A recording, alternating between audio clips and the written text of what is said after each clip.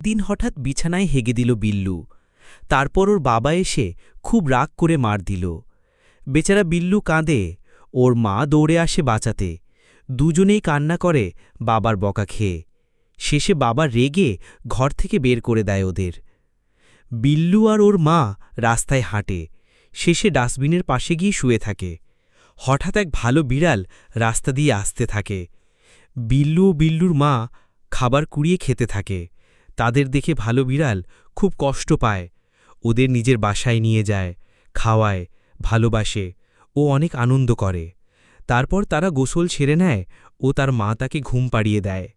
বিল্লুর মা এবং বিল্লুর নতুন বাবা পার্টি করে ও জুস খায় ও হাসাহাসি করতে থাকে।